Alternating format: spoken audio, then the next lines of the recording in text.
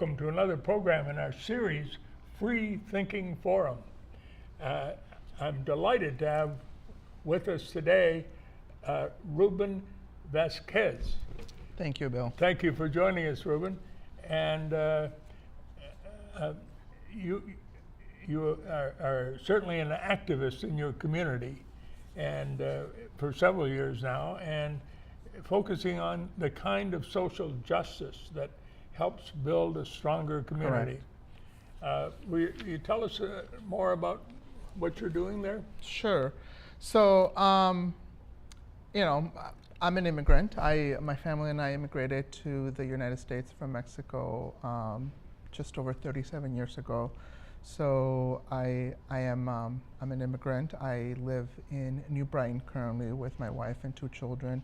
I've lived in the Twin Cities, St. Paul, primarily all of my life. And from the very beginning, for the first 15 years of my life here in the United States, I was also a non-documented immigrant. So not just an immigrant, but a non-documented immigrant, which brought up a lot more challenges. And I remember clearly as a kid what that meant for me and then also for my parents, right? A lot of people I hear a lot of people say, well, why did you come here, right? And my story is very much the same story as a lot of other immigrants, right? My parents were trying to find a better life for their children. I truly do believe that we found it here in Minnesota. I eventually, I went to high school here, graduated. I went to college.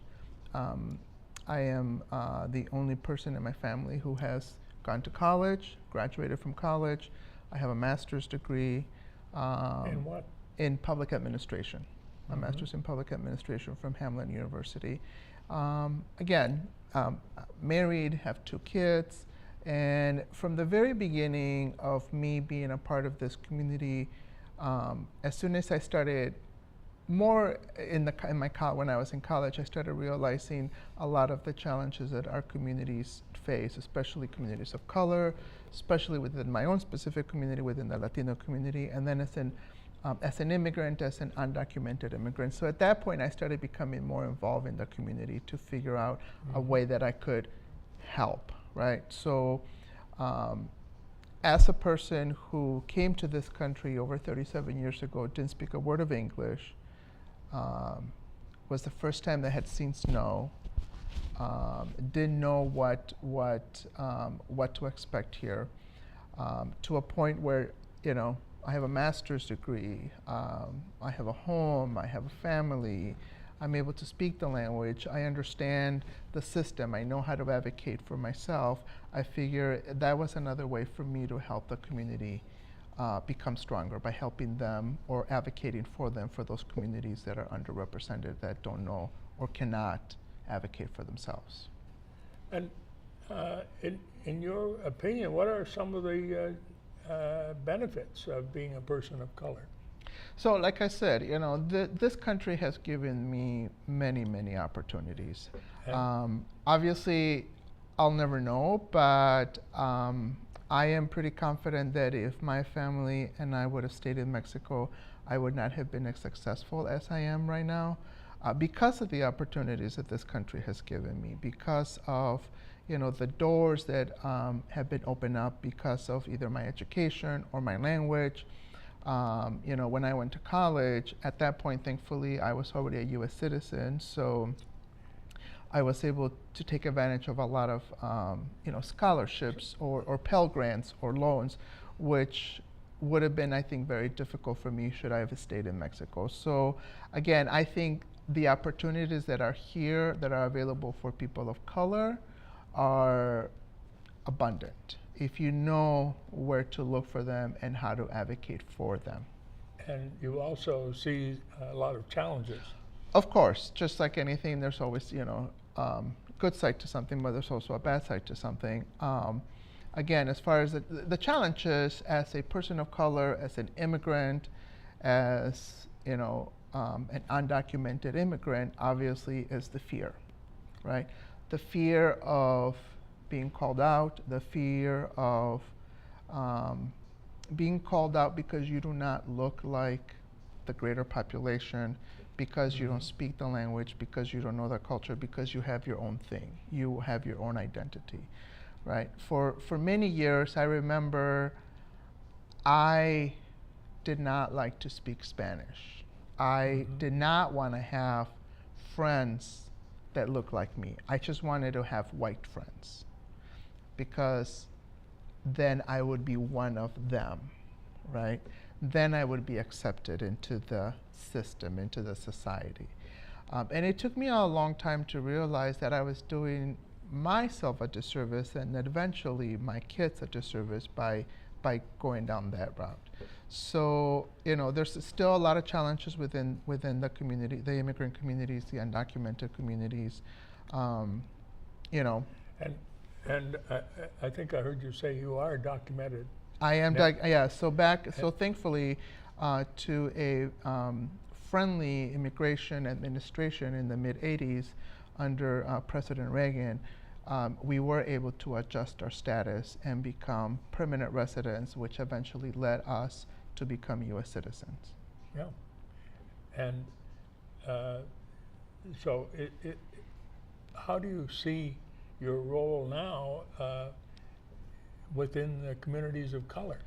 Again, I think right now my role is to be an advocate for those people who don't know how to be an advocate, to speak up for those people who don't know how to speak up, who can't speak up.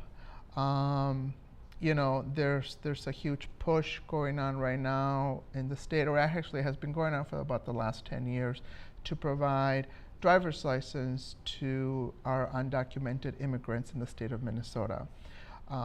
Again, a lot of these people, we have about 100,000 undocumented immigrants in the state of Minnesota. These people are here. They are great providers to our community. There's a misconception that these people don't pay taxes, where in reality, they do pay taxes, right? When they go to the store, they have to pay taxes. When they buy gas, they have to pay taxes. If they buy any type of goods, they have to pay taxes. They pay their taxes. What they don't get at the end is, like you and I, at the end of the year, we can file for our taxes, and in some cases we get a refund. Other cases we have to pay for it. In some cases we get a refund. They don't have that option, right? They pay into the Social Security system, yet they don't receive a benefit for it. So again, I see my role now that I am in this position to advocate, to not only work within the Latino community for those people who need assistance to learn how to maneuver through the systems, but also to work within our white community, to talk to our white community members and say, teach them, educate them, and push them to have conversations that are uncomfortable to have, that people don't want to have, right? Talk to people about race. I think we, as a larger community, we are doing ourselves a disservice by not having the conversation of race, especially in this day and age with our current political system. I think it's extremely important to talk about race. What does that mean, and what does that look like? I had a. But what's your answer to that? About talking about what is race and. So for me, again, let me share an example with you. I had I've heard this from many people, a lot of white people, right? I've had friends who said this to me. I've had neighbors who said this to me, who said, "Well, Ruben, I see you. I see the person. I don't see the color." My take on that is like, you know what? No, you have to see the color, because part of me is that color. Yes. I'm not asking you to only see the color of my skin and to treat me based on the color of my skin. But when you tell me that you don't see the color of my skin, you are basically saying you don't see a part of who I am. Yes. Right? So for me, it's having those conversations with our friends and our neighbors and other members of our white community to say, no, it's okay to talk about race. And if you don't know something, ask me. Right? I actually, ran for office this last election cycle for the Minnesota House of Representatives. And through that campaign process, I had a lot of conversations with members of my community. And I remember specifically one person that I spoke to on the door, a white elderly woman. We were talking, we were having a great conversations about issues. But then towards the end, she said, "You know what, Ruben, can I ask you a personal question?" She said, "And I want to ask this personal question because I need to know." And she said, "Would you prefer to be called Latino or Hispanic?" Right? And I really appreciated her taking the time to ask me that question. And she did say, I apologize if that offends you. And I said, no. What would offend me is for you to make an assumption of what I want to be called. That's what it would offend me. Which you right? want to be called? For me, I prefer to be called Latino. Latino. That's my personal preference. But again, it's about asking the question if you don't know. And what I've said to people, when people have said, well, how do I know if something is being, if somebody's being racist towards somebody else, right? What I say is, listen, if it feels bad, if it looks bad, if it smells bad, if your gut tells you it's bad, most likely it's bad, right? Follow your instinct, So again, it's really about pushing our community to have those conversations that need to be had, but for our white counterparts is really uncomfortable. And I totally understand why it's uncomfortable. It's uncomfortable because, they've never been pushed to have those conversations or encouraged to have those conversations or been told that it's okay to have those conversations. But it is totally okay and is very much needed. Now, had you said Hispanic, that connects you with Spain, while Right. Latino connects you more with what we call Latin America. Correct. Yeah. So Hispanic is really a term that was put together by the U.S. government. Oh, really? For a census purposes. Oh. Right. That's what it was for. That's where the term Hispanic came from. To basically corral everyone who spoke Spanish into one category, right, for U.S. Census purposes. So because of that, because it was a term that was put on our community without our input, that is one of the reasons why I choose not to identify as Hispanic. I am Latino, I am Mexican, but I am not Hispanic. Now, is it the end of the world if you call me Hispanic? No, it is not the end of the world. But then at that point, I think it's important for you and I to have a conversation as to why. Yeah. Right. And I now understand that Hispanic is a made-up term by the federal government. By the U.S. federal government, correct. For the convenience of distinguishing,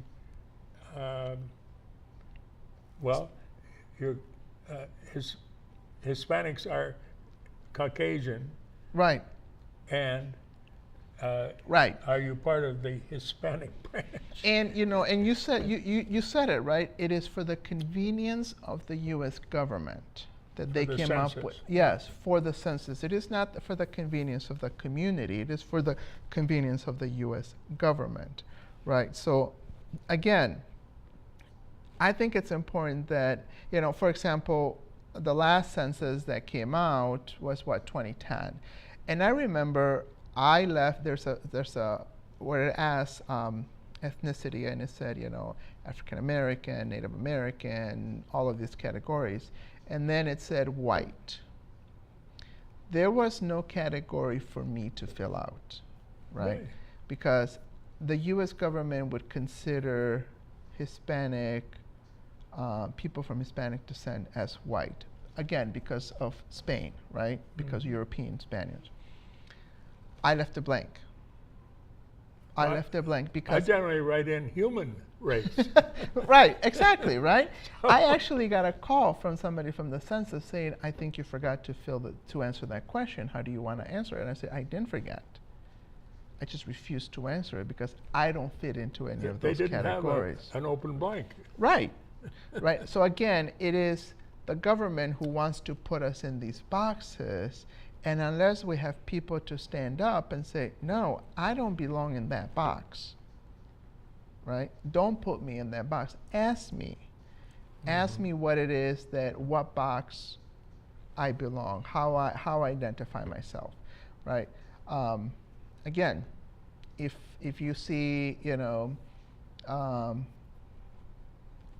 white person, do you automatically assume that they're immigrants? No. Do you automatically assume that they're I'm an immigrant. undocumented? Right? But unless you know, most people will never have those questions asked if you are white. Yes. Unless they will ask me those questions. A lot of people ask me, well, where are you from? And my response is like, well, what do you mean? I'm from Minnesota. Where are you from? Right? And they're like, no, really, where are you from? Where do you come from? It's like, well, you know what? Are you asking me where was I born or where am I from? Because I was born in Mexico, right?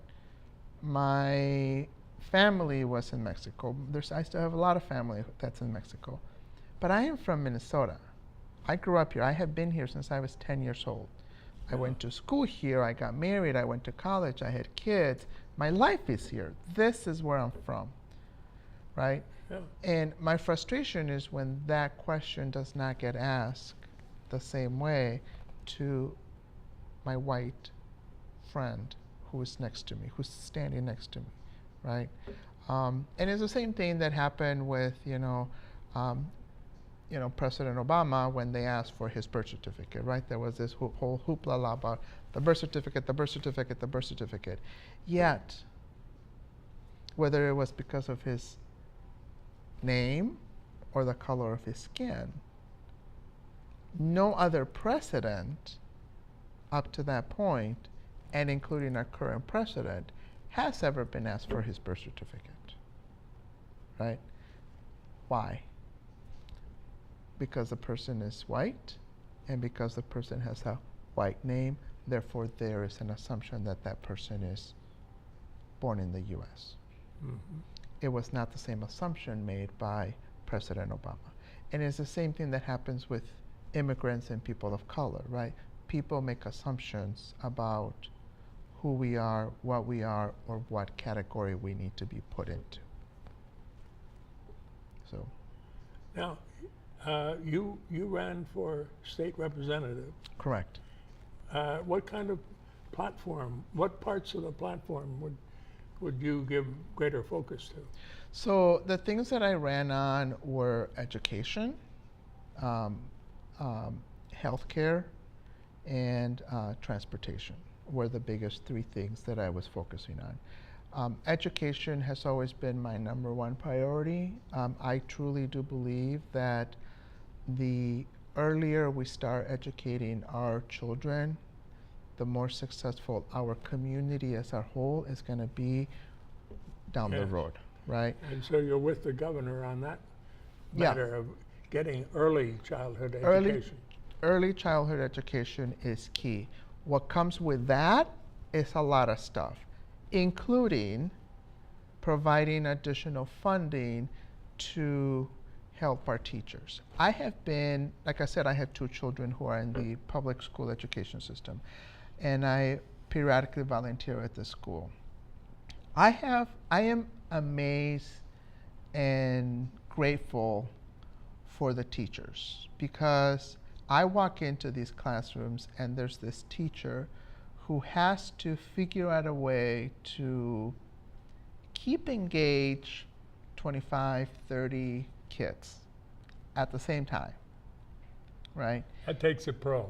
It takes more than a pro, right? It takes an expert at doing something like that. I don't know if I could do it. Sometimes I have an issue keeping my 2 kids engaged, let alone 30, right? Yeah. Yet we don't provide the same amount of respect or compensation for our teachers, right? So for me, the overall education, compensation and training and certification is extremely important to the success of making sure that my kids are going to be successful. When my kids go to school, I want to make sure that they have somebody who is committed, somebody who is trained, somebody who wants to be there to be able to teach my kids whatever subject they need to And become. you want an expert I want an expert. at that will engage your child along Right. with all the 25 others. All the other 25 kids, right? Because it's extreme. Like I said, I've been to the classrooms and I'm just like, oh my goodness, how do you guys do it? And then periodically they will send notes asking for additional stuff. Yeah. Now, you're an activist as well. What do you do for a living? Why? So one of the things I started doing is I started doing some consulting work and consulting around community engagement. Again, to build a stronger community. So I have worked with school districts to figure out different strategies on how we engage parents into the education system, Good. community into the That's so education important. system, and students into the education system, right? So Yeah. helping school districts, helping administrators figure out what is the best way to engage these different stakeholders, because in my opinion, it is not enough for what a child learns in the classroom. It is also what the child learns outside of the classroom, right? Yes. Our job as a whole, between teachers, between parents, and between community, is to make sure that we build strong, successful, and engaged students, so that because as they go out into the world and they become leaders, they need to understand what that is, right? So again, part of my work is doing consulting work with school districts or other organizations that are looking at how do we engage our community to build a stronger, more successful community overall. Could you give us an example? We just have about 4 minutes left, but an example of what you did in one school district. Sure. So a quick example is I remember being at a school talking to the administrators at the school, and then when I was leaving the school, I saw this girl sitting on the bench by herself. I asked the person that I was with after my meeting who that was, and he said, he shared her name and said, she's just, we're having problems with her because she's about to fail, right? She's not going to be able to graduate from high school. And there was something that clicked that I realized, like, I need to be engaged somehow. So I asked if I could speak with her. I had a conversation with her, and one of the things I learned is that they were right. She was not engaged in school because nobody was taking the time to address what she needed. Everybody was focused on what the state required them to do. So in having my conversation with her, I asked her, what are some of the things that interest you? What came out of that is that she was interested in auto mechanics. That's what she wanted to do. That was her thing. But that school didn't offer auto mechanics. So I'm like, okay. I said, well, you know what? I'm not going to make any promises, but let me just kind of give it some thought and see what we can come up with. Driving back to my office, I happened to drive by a Tires Plus that was close to the school, and I just pulled in. I asked to speak to the manager, and I said, hey, if I can make arrangements for this student to come in and do an internship here, you don't have to pay her, but would you just sign a piece of paper so that she can get credit for school? Would you be willing to do that? He said, sure, I'll do that, right? Yeah. Long story short, I worked with the administrator, I talked to the parents, as a student, the employer, and we managed to get her an internship there. She ended up graduating from high school. And she ended up graduating, I believe it was like at a C grade level, C, B, somewhere around there. Nonetheless, she graduated, her attitude changed, her grades changed, because we took the time to have a clear understanding of what was it that that specific kid wanted. which I- Listening first. Exactly. Asking the right question. And all I had to do was say, what are you interested in? Mhm. That was it, right? And that led to her being able to graduate from high school. And, I don't know where she's at now, but, I know she had told me that she wanted to stay an auto mechanic, and that one is one of the things that she wanted to pursue as a trade education. And no one else had asked her. Nobody else had asked her, right? Everybody just assumed that she just was going to fail. That was just an assumption that was made. So, that's just an example of some of the things that I try to push schools and administrators to, like, take a step back. Let's have a conversation with these students, especially the students who are at risk of failing.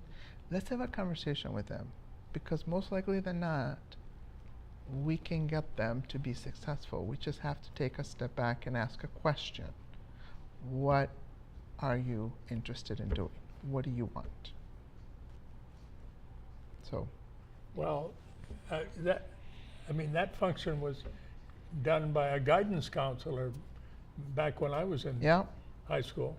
But maybe there aren't enough guidance counselors to. And again, it goes back into making sure that we have enough funding for education, right? Yeah. Overall, whether it's teachers or guidance counselors or Yeah. anything like that.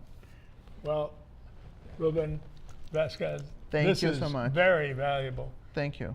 Thank you for for having our me. listeners too, to teach them to ask the right questions and listen. Yeah, and don't be afraid to ask. If you don't know, ask. And it's okay to ask a question. Good. So, thank you so much. This is